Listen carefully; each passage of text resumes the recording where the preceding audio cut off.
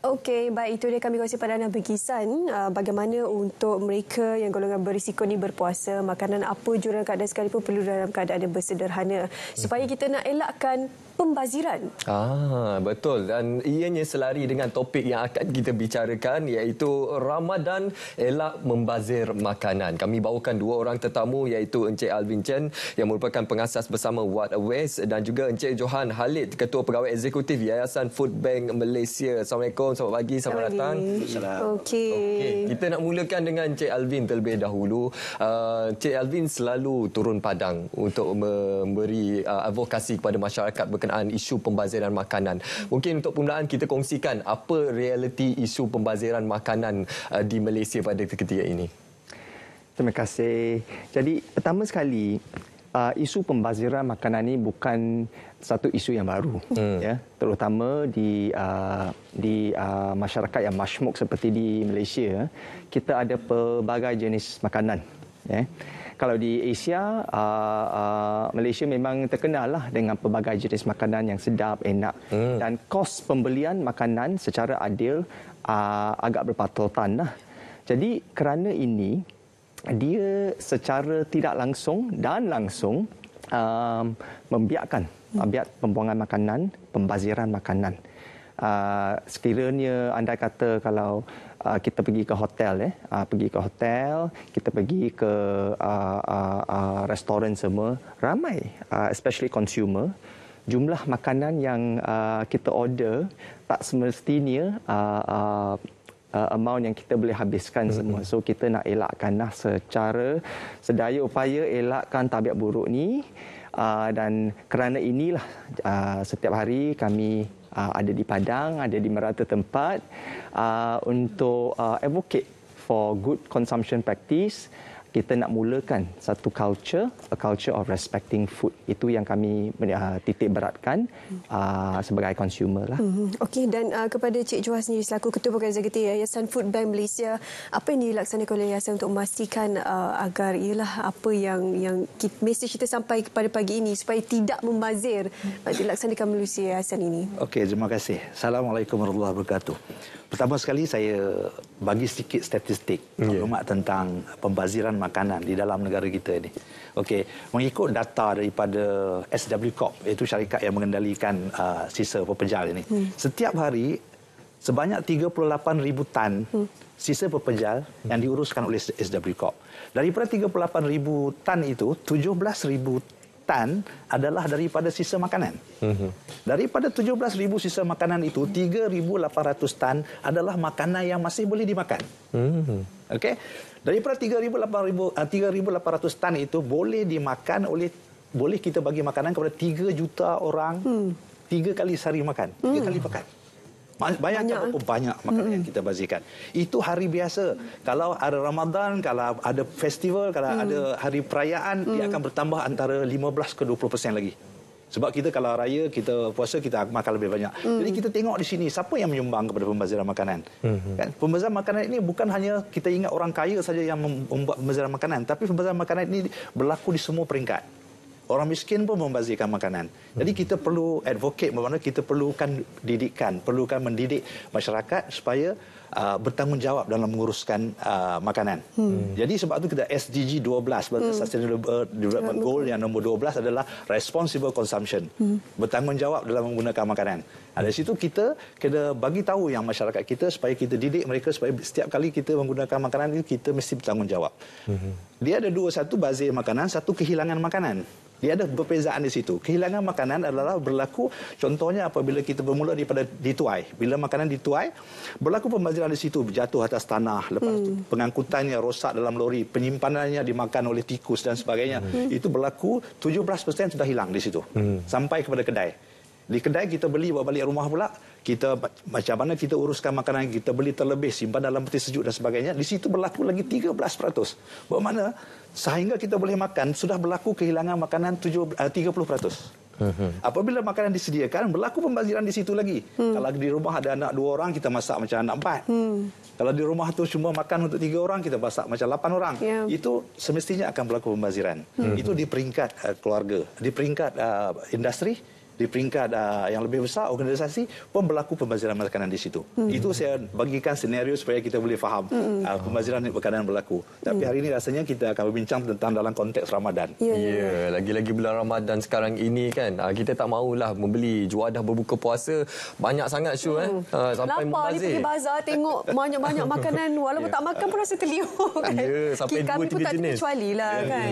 Ya. Betul, okey. Tadi Encik Alvin ada menyatakan berkenaan aspek pembudayaan. Jadi apa antara perkara ataupun inisiatif yang dilaksanakan oleh pihak Encik Alvin sendiri bagi memperkasakan pembudayaan dalam masyarakat ini? Kita nak menyemai dari akar umbi lagi supaya tidak ada budaya membazir dalam kalangan rakyat Malaysia. Ya. Pertama sekali, sebagai sebuah organisasi environmental organisation, amat sangat penting, bak kata Tuan Johan, supaya kita memahami pembaziran keseluruhan jumlah makanan di Malaysia. Bagi kami secara untuk pemahaman ringkas untuk orang awam, para penonton, bayangkan setiap 16 hari sekarang jumlah makanan yang kita bazir yang masih boleh dimakan boleh memenuhi Menara Berkembar Twin Tower hampir setiap 2 minggu. Cuba bayangkan.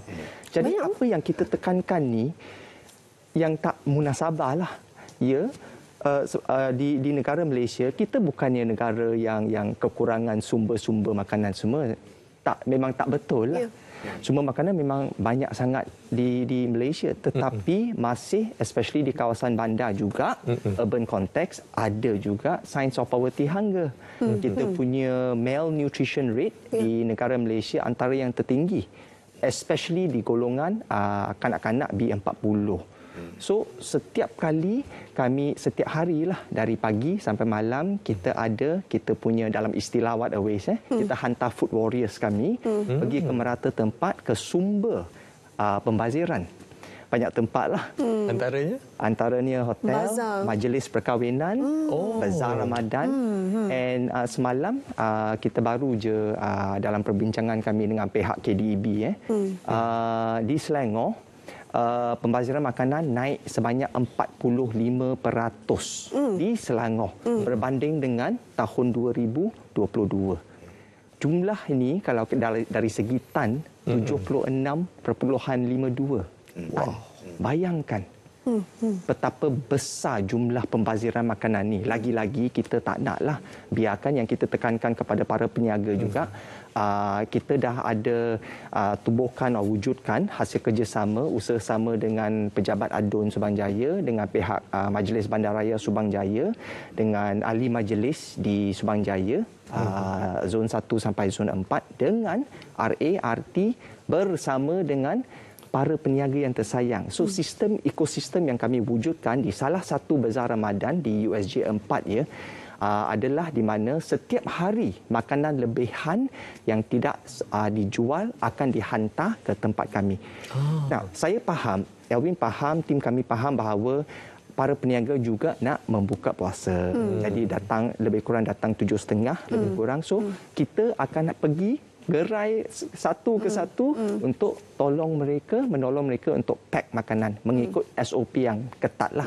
Jadi bukan sahaja makanan yang telah siap di packing. Yang ini semua makanan kebiasaan yang dijual di bazar Ramadan, ada yang siap packing, ada yang masih dalam tray semua. So dalam tray kita pun ambil dan packing.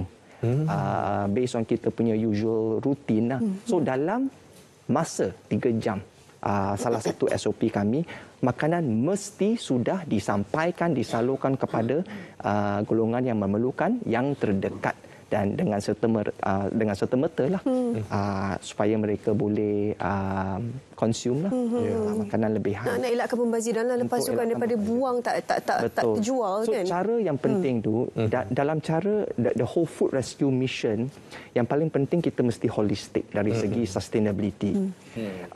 Kita tak nak pergi rescue makanan and then di samping tu kita create another round of problem. So jumlah plastik antara yang isu yang kami amat tekan dan menitik beratkan. So kita biasa kalau di What Aways kita menggunakan bekas plastik kontainer yang diselamatkan juga. Yang sudah dibersihkan, yang sudah digunakan sekali saja, kita rescue daripada orang awam dan kita guna untuk ke semua food rescue mission. So bukan sahaja di Bazar Ramadan, datang je musim perayaan memang akan naik. Dia punya dari segi statistik. Makanan-makanan yang terbiar ni kan, yang boleh dimakan kembali, adakah ada program yang dilaksanakan untuk orang kata kita semula ke barangkali ialah daripada dia terbuang membazir kan, apa akan jadi sisa-sisa pepejar tersebut? Kita memerlukan tapak pelepusan dan sebagainya. Okey, alright. Boleh kongsikan. Sebenarnya kita ni dalam perbincangan kita adalah Ramadan, konteks Ramadan. Tapi saya rangkumkan dulu. Apa yang Yayasan Food Bank buat? Okay, Yayasan Food Bank ditubuhkan adalah untuk menyelamatkan makanan. Salah satunya adalah menyelamatkan makanan. Kita nampak sekarang ni, semua orang nampak pembaziran makanan hanya makanan yang bermasak. Tapi sebenarnya pembaziran makanan itu berlaku juga kepada makanan yang belum dimasak. Okey, jadi apa yang Yayasan Food Bank buat? Kita adalah mengamalkan food banking system. Kita sistem perbankan makanan. Apa yang kita buat? Kita akan pergi berbincang dengan industri makanan, industri pembuat makanan, kilang-kilang pembuat makanan. Ada yang besar-besar international dalam Malaysia kita ini yang mengeluarkan makanan. So bila dia keluarkan makanan, dia akan hantar kepada supermarket, hantar kepada kedai-kedai untuk jual. Sampai satu peringkat, makanan dia ini tidak boleh dijual di supermarket disebabkan tarikh luput sudah habis. Contohnya lagi 6 bulan dia tak chef value lagi, dia tak ada chef value lagi, kan? Supermarket tak mau terima lagi, hypermarket tak mau terima lagi. Jadi kita pergi advocate dengan dia orang, cakap makanan-makanan ini serahkan kepada kita. Kalau tidak dia terpaksa lupuskan. Dia lupuskan adalah kos pada dia. Jadi kita akan pergi pungut makanan-makanan yang dah 6 bulan ke 3 bulan dah nak luput dan dia akan bagi pada kita. Jadi kita boleh edarkan kepada masih lagi ramai masyarakat yang sanggup makan walaupun dah 3 bulan nak expired. Orang kita yang mana susah seminggu lagi nak expired pun dia makan. Kan? Jadi kita kumpulkan semua makanan dan kita ada NGO-NGO yang berdaftar di bawah kita termasuk What Waste berdaftar di bawah kita. So kita akan panggil semua NGO ni apa makanan yang kita bagi tahu dia orang, apa makanan yang kita ada, dia orang datang pungut untuk pergi hantar kepada penerima-penerima. Itu dah operasi kami yang secara keseluruhan. So kalau dalam Ramadan ni apa yang dilaksanakan oleh Yayasan Food Bank untuk mengelakkan pembaziran? Okey, kita tengok banyak kita pungut daripada syarikat yang besar, terutamanya dairy food, makanan sejuk, makanan yang berasaskan susu dan sebagainya. Ini makanan-makanan yang tidak boleh tahan lama. Cendawan dan sebagainya, sayur dan sebagainya, kita terpaksa orang kata edarkan dengan cepat. Dan kita perlukan NGO yang ramai di sekeliling kita untuk tolong edarkan. Sebab kadang-kadang kita sendiri tak tahu di mana kita nak hantar barang yang kita kumpul. Kita mempunyai satu gudang yang besar di Kajang dan kita kumpulkan, kita ada bilik sejuk yang cukup untuk menyimpan barang-barang ini dan kita akan panggil NGO ni semua datang tempat kita, ambil barang-barang ini untuk hantar kepada kawasan-kawasan yang mereka beroperasi. Balik kepada Ramadan. Balik kepada Ramadan tadi cerita. Dalam Ramadan ni yang menyumbang kepada pembaziran makanan ada beberapa peringkat. Kita tengok kan, terutama yang menyumbang kepada pembaziran makanan dalam Ramadan adalah peniaga itu sendiri, pembeli itu sendiri, bawa balik rumah keluarga itu, dan juga NGO dan juga pertubuhan yang menyumbang. Gelandangan ataupun orang yang memerlukan makanan, yang dibantu makanan itu sendiri juga membuatkan pembaziran makanan berlaku di situ. Kalau terlampau ramai NGO yang datang memberi sumbangan kepada satu tempat dan makanan itu akan berlebihan dan selalunya akan menjadi sampah. I see. Akan menjadi beban, akan menjadi masalah kepada bandaraya atau menjadi masalah pada pihak PBT untuk menguruskan makanan-makanan lebihan itu. Jadi kita menyarankan untuk mengelak pembaziran makanan ini, penderma-penderma kena tahu apa yang dia nak sumbang dan kuantiti yang dia nak sumbang supaya tidak berlebihan.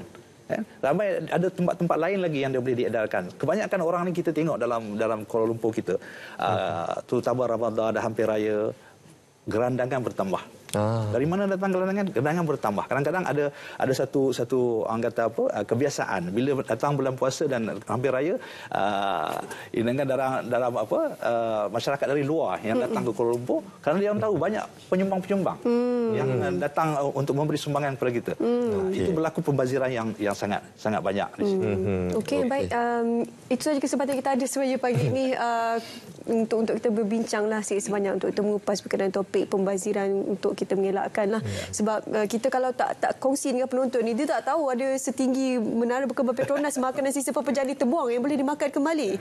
Jadi terima kasih kepada Datuk Johan dan juga Cik Johan dan juga Alvin sama kita hari ini untuk berkongsi berkenaan dengan topik itu. Semoga ia dapat memberi manfaat lah untuk penonton kita pada pagi ini. InsyaAllah. Apa yang paling utama adalah untuk kita meningkatkan tahap kesedaran masyarakat, khususnya bagaimana setiap daripada kita memainkan peranan yang penting untuk kita memastikan isu pembaziran ini tidak akan berlaku dan menjadi satu budaya yang perlu diterapkan sejak akar umbi. Okey, seterusnya kita ke map Malaysia untuk kita mengetahui perkembangan cuaca di seluruh negara sepanjang hari ini.